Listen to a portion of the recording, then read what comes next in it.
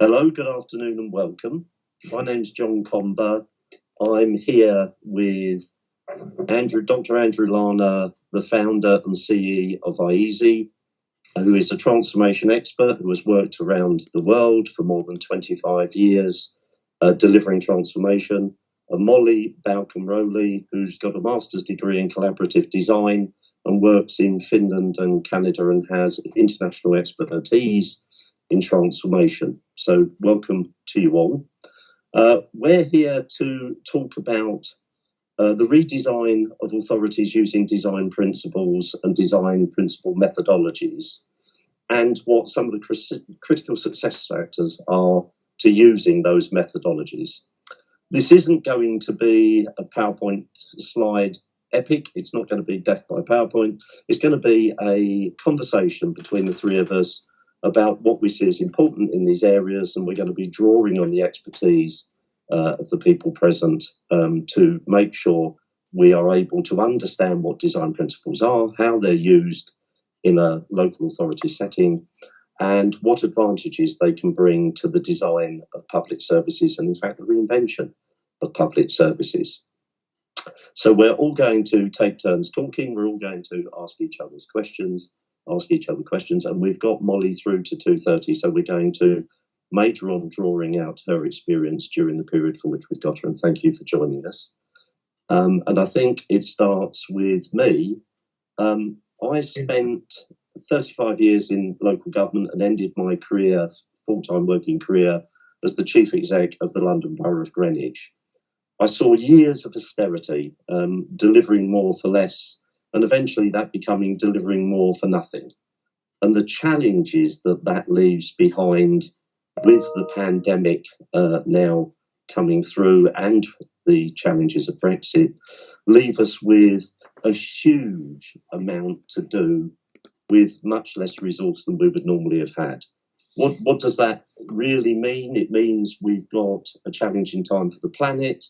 The world's facing incredibly serious natural resource and environmental challenges, climate change, freshwater depletion, ocean overfishing, deforestation, air and water pollution, the struggle to feed a growing population. And climate change itself is happening. Temperatures are rising, drought and wildfires are starting to occur more frequently, as we see on the news, and rainfall patterns are shifting, glaciers and snow are melting, and the average sea level globally is rising. We have many of those challenges. We also have local challenges, and you all know those very well. They're about the economy, they're about jobs, they're about housing, they're about the vulnerable in our communities, and they're also about things like transport infrastructure and an ability to get the goods that we need into the shops and on the shelves. And we've seen some of the appalling issues that can happen with shortages over recent times, and they look to continue at least for the foreseeable future. So lots of challenges to deal with. I'm now going to ask Andrew how iESE can operate to help in the UK. Yeah, I think for me, you've mentioned some of the key challenges. I would say actually also there are increasingly ranges of very interesting solutions out there. The danger, of course, is getting trapped by the solution and trying to find a problem that fits it. The amount of funding that's been taken out of local public service in the UK is phenomenal. When we had predictions of doom by SIPFA when we were talking about potentially 50% of local government income disappearing in the years of austerity, and that 50% mark was passed some time ago now, and we haven't even started to pay the pandemic bill, and all of those issues of people living longer with complex care needs, etc. They are still with us, and they're still getting bigger and maturing as problems. So for no other reason, we started off having to be driven to look at local public service at the get-go, because we knew there wasn't the money to carry on doing what we were doing even if we could take more and more money out, and I'm going back here 15 years now, we knew there would come a point where simply efficiency gains were not going to work. There was not enough money in the system. So you just projected forward the cost of social care and the cost of waste management. There came a point in time when they absorbed the whole budget of local government, and that there was no money for anything else left. And we're past the point, actually, that would have been true if we had carried on delivering things the way that we have. So we need to continue to transform, A, to increase impact, but B, to find new ways of doing things that deliver the outcomes that don't require the kind of levels of funding that we've currently got, at a time when there is no financial headroom to make a mistake. In the past, we might have had investors save money. If you remember that's under Michael Heseltine, that's going back a few years. And we had all sorts of, and authorities had money individually to invest in those things, those transformations. So from our perspective, what iESE was formed, and originally it was just a collection of local authorities wanting to work together because they didn't have the money collected individually to transform or to investigate how to transform. So it's a shared resource from research to delivery in terms of doing that, because no one can afford to make a mistake. I think the other thing that's kind of really true in that, and that's where the research element and where the design principles comes in, is that we very easily, and particularly in digital, I think, get trapped into asking people about their experience of the current service and what do they want. And of course, they can only imagine, when you start talking about that, their current experience of the current service. So they want a better current service without the holes in it, a bit shinier and a lot faster. What you don't think about is, well, what's causing them to need the service in the first place, and actually addressing that issue, and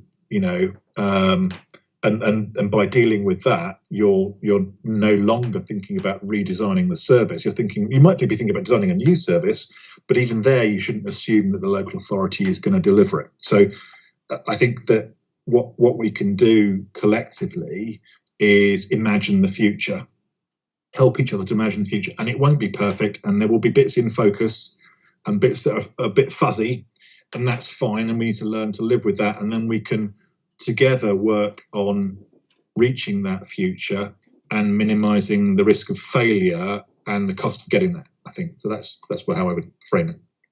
Thanks, Andrew. Molly, I'm going to ask you to talk about design, a bit about what is design, what levels does it operate on, how does it work, how can it help?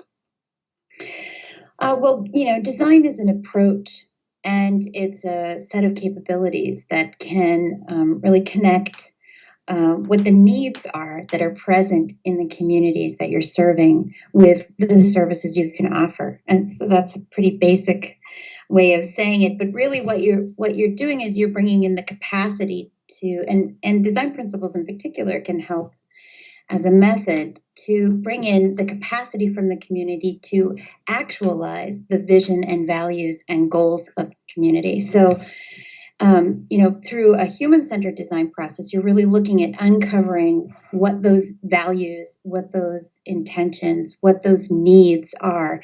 And not only needs, we talk a lot about serving needs and the demand for services in local government, but it can also help you understand what the strengths are that are currently present in your community, and how those can be activated to help curb the demand. But that's really about reducing the needs in the first place, right? So if you're thinking about how design operates in that, you have these resources, you have this potential in your community, and you have this vision or goal of where you want to be. Design provides tools, methods, and capacities for kind of connecting those two and getting you from those needs and strengths to what you want to achieve. Is it costly to do? Is it complex to do? Well, I think, well, gosh, I mean, yes, but also no. So if we think about approaches, right? Approaches can be costly when they're rolled out and full-fledged, but they can also be things that we commit to doing. So committing to listening authentically is, I would say, a human-centered design approach. It does not have to be costly, but it does have to be intentional, and making that a practice that is supported by the structures that dictate the work that's happening, the design work, the delivery work. That takes some investment in getting everyone, working toward the same goals and with that same ethos, with that same approach. But it's not something that can't be done incrementally. It can be done as soon as you start talking about it and sort of agreeing to adopt that approach. And it can become complex, but it doesn't have to be. Molly, the thought of designing public services has been around for a few years in the UK. Is this something that's commonplace in Finland and Canada, in your experience? Yeah, so I'm based in Helsinki, and I work with provincial governments in Canada. And I would say that in Finland, we have rather well-developed practices in using service design thinking and tools and methods in the design and delivery of public services. And there's a great example of this called Oma Study, and that is the participatory budgeting process for the city of Helsinki. This is a well-known and loved example, I think, but it really illustrates how there's such a very fully developed way of bringing direct needs and ideas and strengths from the community into the process of deciding what will happen in the city of Helsinki and how the resources, our shared resources, will be brought to bear on those ideas. In Canada, I would say that's more emerging, that there is less use of service design in the provision and the design of public services, but it is emerging. There are some great efforts being done by some well-established service design organizations, and I work with All In, who's working in Atlantic Canada, and in our work with the province of New Brunswick, for example, we're bringing design thinking and co-design process to bear on some of the thornier issues that they're facing. We had recently a project with the government of New Brunswick where we were looking with them at how we can increase access and facilitate collaboration between early childhood educators and autism service providers. And we used service design tools and methods to create a collaborative practice plan that they are currently implementing. Fantastic. Are there developments in the design thinking approach or elements of academic research into design that have yet to be exploited? What should we be looking out for? Well, an emerging critique that I think is really important to hear about using service design and design for service in particular as an approach, and design thinking in particular in the design and delivery of public services is that this design is very powerful. It has when these processes are used, they have quite a big impact, and with that power comes responsibility, right? And if you do these design processes without interrogating who is at the table, what you end up with is just an elegantly redesigned version of the same problem. The superpower of design is also something that must be handled with a lot of concern for who is involved in co-design processes, whose voices are at the table, who is not only, are you able to hear me? Yep. Yep, okay. Who is not only participating in evaluating, assessing, or using services, but who is defining the problem space? What is actually the problem to solve is one of the most important places to include people as widely as possible in the process. And without a rigorous approach to uncovering hidden stakeholders in a problem space and understanding the complexity of needs that are creating this problem, then the solutions that come out of that process will just not address the needs that are present. Yeah, brilliant. Yeah, fantastic. Thank you, Andrew. iESE used design in their approach to transformation of local public services. How did this come about? Funnily enough, it's probably the worst example of thinking who should be around the table. That is from the other end of the scale. It was very introverted, actually. So, obviously, what I've described the impact that we're trying to have, and we're not for profit, so we don't have measuring success is quite difficult in that environment. And so, what we wanted to do was to look at the actions, the projects, the things that we undertook, and see that we were truly operating at the transformational level, and we weren't, if you like, bottom left is of the box is a squeezing of some money out, tightening the efficiency nut, and top right is doing something brand new, never been done before, really trying to push the envelope a little bit. And obviously, bottom left is actually safe financially, and whilst we're not for profit, we're not for loss either. Top right is financially very risky, but potentially high impact. And so we wanted a way of measuring that. And so we embarked on an exercise which took about 1.5 years, actually, listening to chief execs and officers and members about what they've been doing over the last 5 years to transform their council, what they plan to do for the next 5 years as well, and then lots of layers below that. So if they were planning to do something, how were they planning to do it? What were the component parts of that? What were the critical success factors they had to have in place to make it work? Were there core skills they needed? So everything in terms of hard and soft issues. And that came up with a model which allowed us to look at stages of transformation and what was emerging. It also allowed us to understand where, if you like, as a sector we were, and where authorities were currently and where they wanted to be in that next five years, and what were the missing skills and behaviours that we needed to try and help put in place to de-risk that. So it was actually very formative work. We called it From Surviving to Thriving, because we were so fed up of all the discussion being around how do you squeeze another pound out. We're here for a purpose. Let's thrive and let's celebrate what we do, even if it is going to cost a lot less to do that.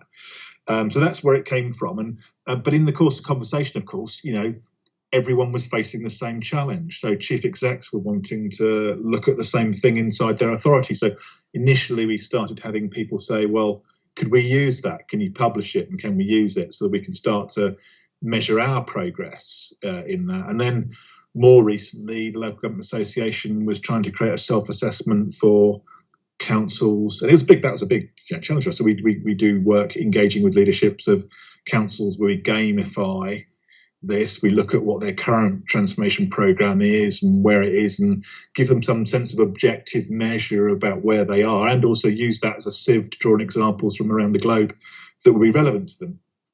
And again, while we don't make money on it, it's turnover, and to turn the tap off is quite difficult. But so we took I think for us, it was a good bold decision by the owners to give that intellectual property to the LGA and say, okay, you can have this and you can use it as the basis for your online self-assessment tool. We help them build it.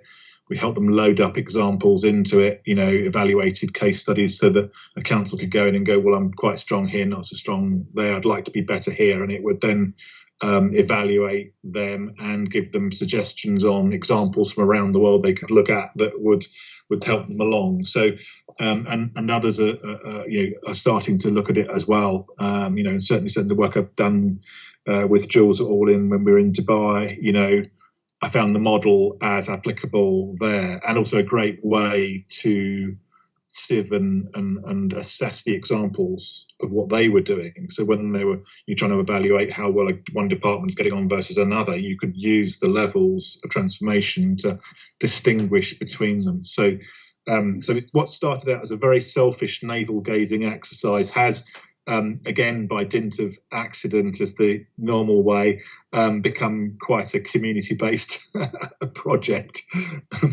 Can we talk a little bit about the critical success factors and characteristics of the model? And Molly, I'm going to ask you, after Andrew's answered that, what you see as the critical success factors and some of the main characteristics of this approach. So at the moment, and this is a living model, so I expect it to change. I expect there to be new layers and new levels in the future as we carry on. But at the moment, there are three basic levels. The first level, it's an environment in which an organisation produces services, and it's very much organised around professions. So in local government terms, you'd have the planning department, you'd have adult social care, you'd have education, etc. We might group them in slightly different ways, but essentially they're organised around the professions. And most of our effort there has been around making them more efficient, more lean, optimising processes. And then in the second level, it starts to get to think of the person coming towards the council as a customer with a demand for a service. Now, that service they want may not be what we produce, so we might need to combine things together, or at the most complex level, we might need to combine the whole public service together.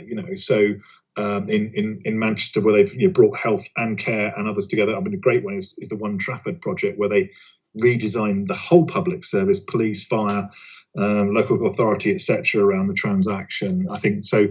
That's at that level, but that's still demand for public service, and so fundamental. If you think the one distinguishing factor for public service is from a commercial business, even if you want to be business-like, is that the ideal scenario is your customers don't need you, which is not a great business model for a company. For a local authority, if the community is vibrant, it can meet its own needs. So in my terms, we distinguish need from demand. Demand for public service happens when need has not been met. And the need and the demand can be two totally different things. So the classic example, so one of our owners, one of our members, Eastbourne, when David Tutt became leader of Eastbourne, and they were probably the poorest performing council in England. Their ratings with local business was through the floor. Absolutely, they wouldn't expect the council to do anything, let alone well. And lots of businesses moving out of the area. And David spent time actively listening to local business leaders. What was it that he could do that would help them? And this is some years back now, you won't mind me saying. So it was access to robust, affordable, high-speed broadband. And of course, you're along the coast from Brighton, so you'll up sticks and move to Brighton because you get the facilities.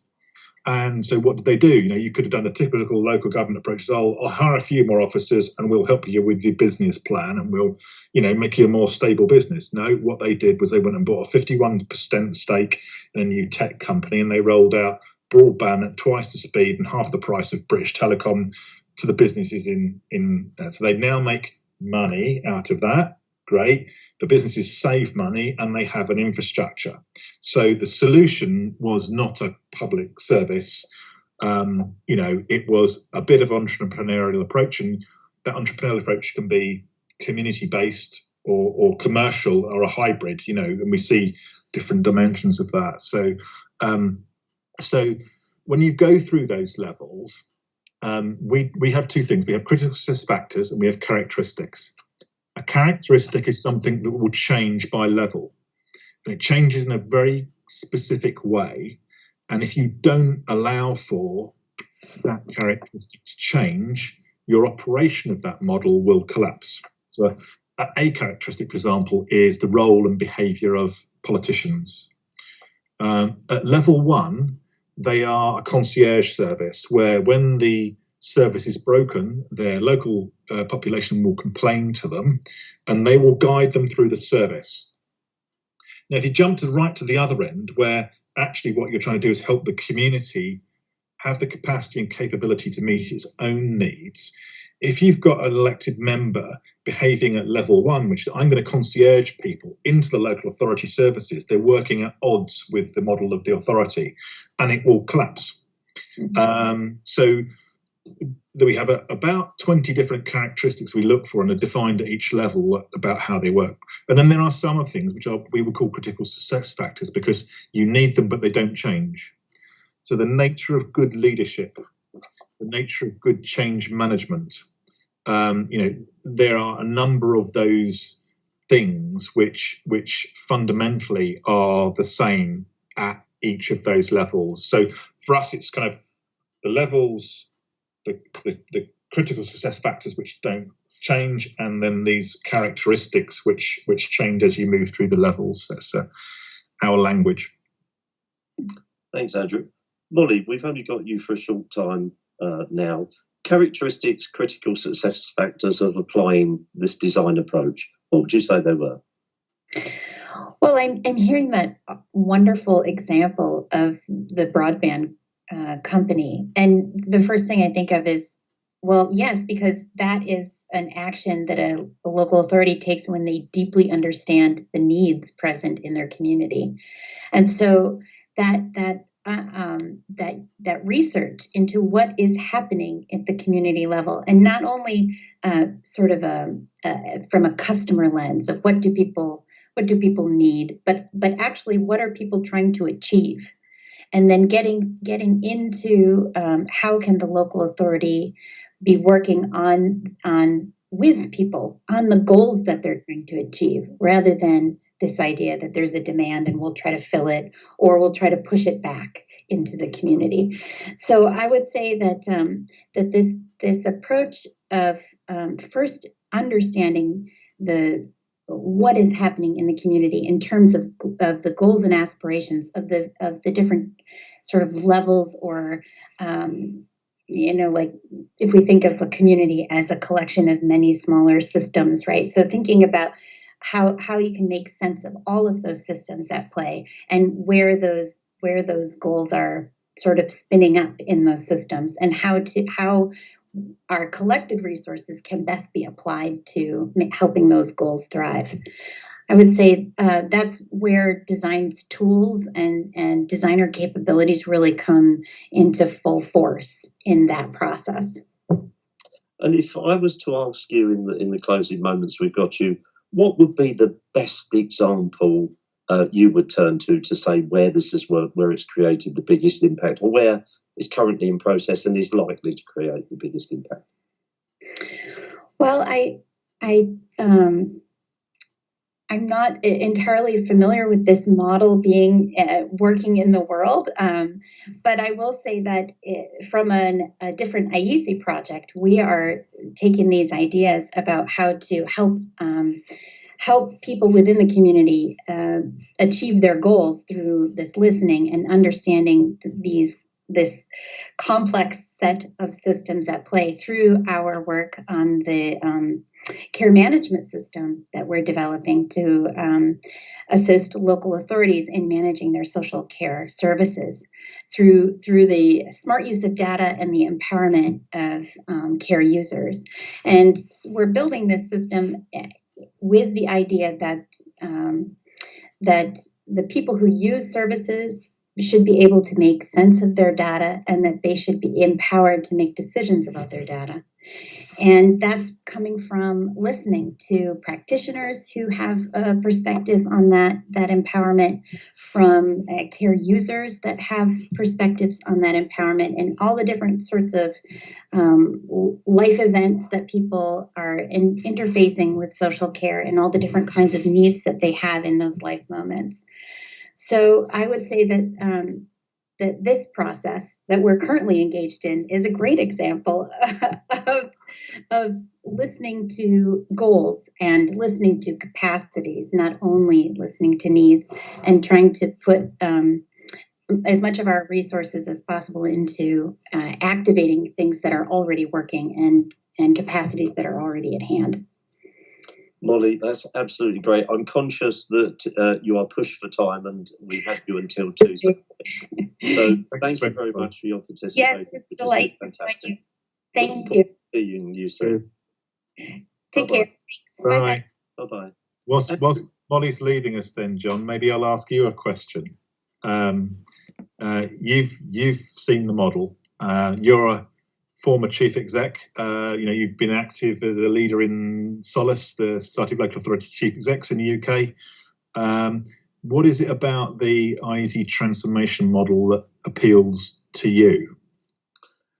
Firstly, it's born of truth. The research that was undertaken across so many local authorities means that it's been properly tested in local government. It's not a theoretical model, it's born of the coalface. And so that's really important for anybody who's contemplating using a methodology, that it's not just academic, it's born of practitioner experience, it's not just born of academia. The second thing is it provides a holistic framework. So it doesn't just cover one outcome, which is reinvention or total transformation. It actually picks up on all of the levels of change within an authority. And you're never going to get one authority that's at one level because of the complexity of local government. It covers all those levels. And so any leader of local government or a local public service wants to be able to cover the whole organisation. The framework does that, and it works really well. It also recognises the importance of culture. And I think the power of culture is well rehearsed, but increasingly we're thinking about not just the culture of the organisation, but the culture within the community, how they interact, the culture of partners. And so that recognition of culture is very powerful. And I think the last thing is, it deals with reinvention.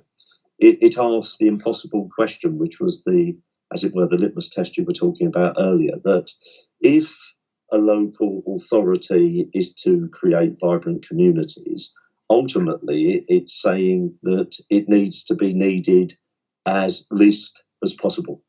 And that's not a business model, that's not an organisational or commercial model, but it's a model that creates communities that can meet the majority of their own needs, that have well-being as a goal, so that they don't need other organisations and their intervention, other than when it's absolutely essential, where perhaps vulnerable or complex needs are involved. So I think from that perspective, the model is proven to work. The model can cover the whole organisation. It covers all the bases that you need. So when you use it, you're getting a comprehensive outcome. The corollary to that is you have to do it right. And that's not always easy. No, it's not. No. I mean, it is interesting. I think, you're absolutely right. I think that it does cover all of those bases, and every authority we go into has an aspect of every one of them. But it does then give you, I think, a view and of where you are, and it allows you to make choices explicitly about where you're going, as opposed to what can happen when you've got a design approach, particularly when the design approach isn't understood by the leadership of the organisation, officers or members, is you'll have a transformation team who are very good at what they do, working with services and redesigning those, but actually there can be totally inconsistent approach, and then the combined total of what you get is what the local authority is in the future, and nobody's designed that.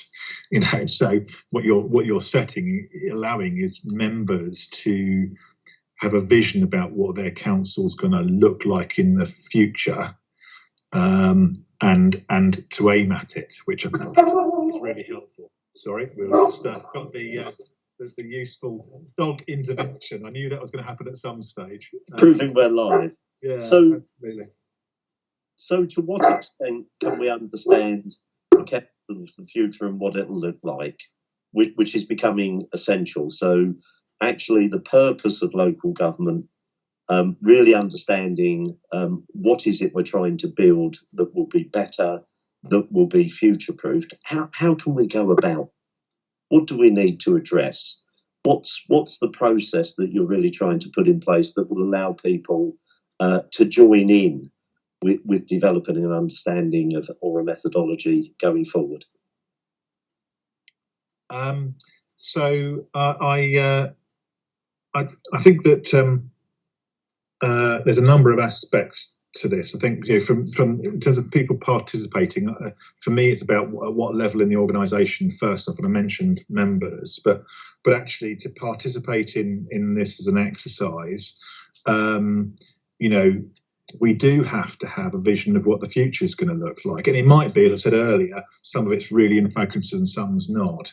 But you do need to have that view and that vision, and I think as a sector we need to build it into everything we do, because it will also allow us to communicate with each other in a common language about, actually, this is my experience of this. Come back to the point about headroom and not being able to afford to get there, you know, not to afford to make mistakes. Actually, knowledge and experience becomes much more transferable, you know. So I think from that perspective, and the model will evolve. So I think that's incredibly important. I think in terms of, if you like, what's important within that, you know, in terms of trying to understand the future, at a transactional level, when an individual needs support, you know, you've got capacity and capability in the community, and you need to drive out their understanding as well. So this isn't just an internal navel gazing exercise. That sounds very facetious. It's not just an internal exercise. You know, as creative as that can be, it is something which you need to do. And while he talked about co-design with the voices that are important in the community, so at its most challenging, if you like, but most creative, you are ensuring that you create capacity and capability within the community. And that probably is the bit where you then come back to say, oh, there's a core of the authority, which is, you know, and the elected members are there, I think, as a pivotal role in this, is you're holding the future in trust for your community, because how far ahead your community can see into the future is another matter. So we talked about, you know, you talk about data, and the use of data is going to become more and more important, because you're trying to predict in many ways what is it that's over the horizon that will knock things off track. And we've just seen it in a way, you know, with the pandemic. Let's get the pandemic plan out the drawer. There's been a pandemic, and one authority I came across, they did have that, but they thought about, and they were the ones that admitted this, they thought about how they would continue their services under those conditions. They hadn't thought about how the community would continue under those conditions. So, of course, the problems that actually arose weren't the problems of delivering their services. It was the problems within the community. So that's a interesting, I think, in its own right. Yeah, I mean, it'd be interesting your reflection. I mean, you've led the research on the digital and technology side. You know, that is going to affect the community. I mean, we often try and frame our problems with a better understanding of the current situation. The great thing about the digital and technology white paper is that actually, what will the community look like in the future? If you take these developments, what are they going to look like? So what is it that you think that are, from there, the key principles that, or not necessarily the key principles, but those that are new, that come out of that, looking at the future, which is different from now, that you think will be really important in designing that new generation of local government? From the research, it was absolutely clear that it has to be a holistic approach and include all the stakeholders, but actually all the individuals too. And individuals in what? It's the geographic area. An acknowledgement that local government is a geographic area, and therefore it needs to bring to bear all digital and technology capacity on the whole of its administrative area. It's not just about, although it's an important component part of becoming an intelligent council, it's about becoming an intelligent community, becoming an intelligent geography, and that's really important. And in this respect, digital and technology matter, because increasingly we're seeing robotics, drones, other types of technology. So whereas there's been a focus on software design and use of data, increasingly there's a physical technology being deployed. And it's really interesting to see how that is moving forward in leaps and bounds. We saw and know that customers have to be at the heart of digital, have to be able to use it. So there's a skills issue, there's an accessibility issue, there's an infrastructure issue which really matters. It isn't just about dealing with current demand, it is about resilience in the community, capacity in the community, which has to be built through digital technology. There's a whole bit about using platforms. Local authorities need to become adept at using platform technology, which they make accessible to their stakeholders, both businesses, and we've seen some of that in the virtual high streets projects of authorities that have figured in the iESE awards. They've also got to be able to let their community in to that so that they have access to the platform and can use it. We've seen that has to involve risk. You don't have all the answers, and that's okay. We've talked today about the community are part of the answer. They come with part of the answer. We've got to be comfortable in that case of getting out their way and letting them apply that answer, and that's a really powerful thing. And then perhaps the last thing I would say is, whatever happens, it can't lead to out-of-date, old, upper blind alley technology. So it's got to deal with evolution and change. We no longer need to spend thousands of pounds with technical coders. We've got devices like low code that can really be used effectively. We're talking about much shorter timescales in developing applications, and we're within a stone's throw of real-time authorities using real-time information, being able to think in real time and take decisions based on data at that point in time, not census that are 10 years out of date, not information that is always historic, but actually knowing what's going on today and being able to use that to take their decisions so that they can make the best possible future. Yeah, I think that element of time is a really interesting one, and I think it was one of the things that for me came out of that work as a key principle to look at, because even if you're doing the design well and the creation well, sometimes you do trap yourself in thinking about the problem as it currently presents, and real time changes the nature of that. We're seeing it in the case management, social care management systems that we're looking at the moment, and we're in the middle of building. And typically current systems essentially are a manila folder with sheets of paper in digitized. That's what they are. They're a historic record, and we're looking in the rearview mirror at what happened to someone at some point in the past. When you start to look at sensors in the home, which we know can make people more independent, actually can cut out significant cost from a local authority point of view, up to 80% in many cases. You then say, well, actually, I'm not waiting for the person to fall over to call an ambulance. Actually, what I'm doing is I'm getting real-time data that says this individual is actually walking. When they walk, they're leaning slightly further than they used to. We need to come have a checkup. We need to have an intervention that can help them remain independent before they have a fallen accident, which it might not actually recover as well from. So I think that's one dimension in terms of time. I think the others, you have to think in epochs. You can think of short-term events that will have a devastating impact. You may not know when they're going to occur. We typically think of environmental things like floods and rain damage and whatever. And actually, that we often, because our budgets have shrunk, we think about the people in our direct line of sight that affects. But actually, many authorities have started to think about, actually, how does that affect people who we don't have a direct responsibility for? Because actually, lo and behold, we might have a responsibility for them if all their money disappears. So actually, we start to think about those. I mean, we've known for years that 80% of people self-fund their care. actually very look at their shopping basket. And one of our sponsors this year for the awards was Inspired Villages.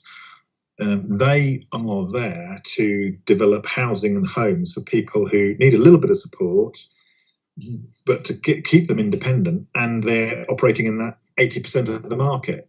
A really good, ethical approach they got. And actually, the villages have got, gyms, they've got swimming pools, they've got.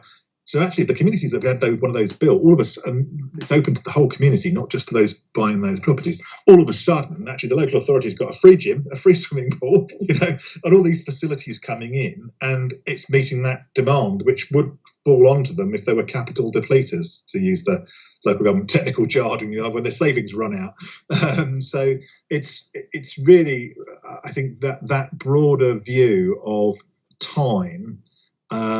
So small, short-term events, whether it be a storm or whatever, to long-term, fuel poverty as we change from fossil fuels to whether it ends up being hydrogen or electric or so on.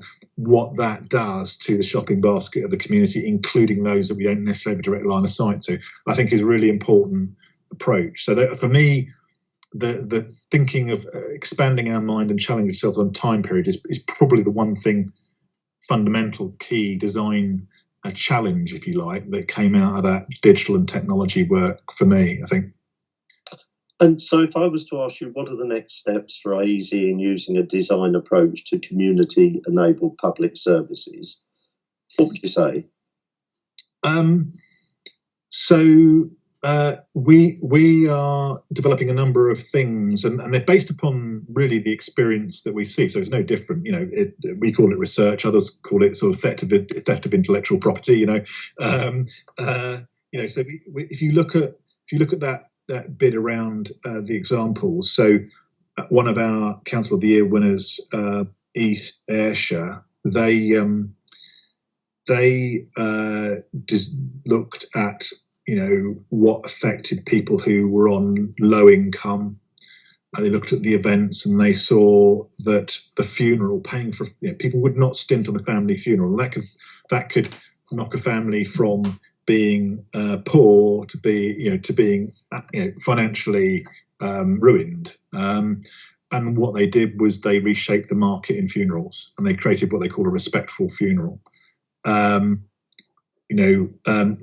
A colleague of mine who many years ago wasn't implemented, sadly, but he looked at this, 80% of the people self-funded, and he looked at the shopping basket, and the analysis showed that most people in that elderly group spent more money on their teeth and their hair than they did on anything else. And so what he looked at was franchising a mobile dentistry unit that would go around and reduce what was effectively super profits in that market, and the same in hair, to actually give them a fantastic service they wanted, but actually keep more money in their pocket. Same, we did an exercise in it's around 2013-14. There was a big storm that came in over the coast in the south coast of England, and actually this was related to where my mother-in-law then lived at the time. And about most of the damage was covered by insurance, but a significant amount wasn't. If you took the block, there were 8 flats, I think it was, in her bit of the block. 2 of them would have ended up using all their savings on fixing the damage. So in that particular case, my background was at the time as a chartered surveyor. I'm no longer practicing, but at the time I still had my license, and I walked into the local supplies stores and put my RICS card down and said, right, here are the materials I want, and they gave me the price, etc., and I set up the account, and then they said, what do you want the invoice to say? And I said, I wanted to say what I just negotiated with you, which was about 20% of the price that they were going to pay previously. So those 2 people were no longer capital depleters, and it showed me that to take that sort of role of the authority. Actually, we all have procurement people internally. They tend to be internal regulatory facing. Turn them into a community service. And actually, in that particular case, what we were doing was using procurement as a community service, which would have saved the council millions of pounds. So that's sort of the stimulus for it. And So what we're thinking about doing is how can we help authorities to think through that. Many are, it's not, we're not saying that people aren't. It's just about how can we help people to think through things, to do things in that way. We've got two things that we're working on. Currently, people will go through a peer review, and that led by the LGA or equivalent in other parts of the UK, which help you use the experience of your peers to see where you've got to, and that's really important. It's a really important benchmark from the sector of sector-led improvement. But it does tend to be where you are at the moment and looking backwards, less so looking forward. So we've developed what you might call a vibrant community health check. We don't really have a full name for it yet, which uses the design methodology. So it uses an agile design approach, and it goes through stages that look at what are the needs of the community, how is that reflected in problems that might be addressed. And this is the critical bit. We should be looking globally for this, okay? But we all, including iESE, limited by what we know and who we know. So what we've got now is an artificial intelligence engine that was originally created by the head of innovation at IBM that can do 6 years worth of research in 1.5 minutes. Wow. It's being used in South Wales at the moment on a problem in a particular area on how to address homelessness, for example. And what it will do is you will create the mind map. Again, right people need to be in the room. And it will then join the dots. And actually, it's also holding all the mind maps of all the other people using it around the world. And it's joining mind maps up as you speak. And what it then does is use that to go out and find and evaluate and validate research that's out there and come back and say, here are the virtuous circles, i.e. if you're going to go down, if this is a problem you're trying to address, here's evidence of ways that can be used and seem to be working, or think, and actually the vicious circles, here are ones where it's all sped out of control, and if you're going to go down there, watch out for these bear traps, and it globally looks for that research. So it's the same agile approach, get people in the room, work out what the problem space is, think from that about what the problems are, then start to look at ranges of solutions, select a solution rapidly, test it. But what it does is it puts some global firepower underneath that, to help ensure that no stone is left unturned. So it's a kind of, once you've got that, you can then compare that to what is your community plan. Of course, if you don't have a community plan, it helps you build a community plan, which is your community's plan for itself as opposed to your plan for your community. And then you can overlap that with, you wouldn't expect to be one for one, it's like a Venn diagram, with the council's own plan about how it's going to support its community to achieve its particular goals. And the next step on that was looking for volunteer councils to join in on that, the development of that from around the UK, because there's very different experiences in the UK on that, which will then be able to be deployed as another, we think, a positive contribution to sort of sector-led improvement. And the other dimension of that is to look at obviously individual engagement using the same tools. If you have got to the point where you're working with an individual community about a problem in their space, you can use that to support the authority in that engagement and dialogue and research, etc., and delivering a more confined solution to a particular problem area rather than the whole community approach. So that's sort of where it's going to for us, and it is fundamentally built upon that understanding that's come from those phenomenal solutions that we see, and I'm lucky enough to get to judge them as you every year in terms of the submissions to awards, that we get from iESE, where hats off to the sector. They have gone so far beyond what was the mission and of local government, or one might argue it's the central mission of local government, but the formal legal mission. And they, as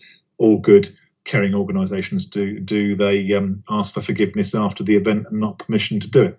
So that's I think where we're at, and I truly believe that could be a really important way of not creating future best practice, not just creating best practice that would have been fine.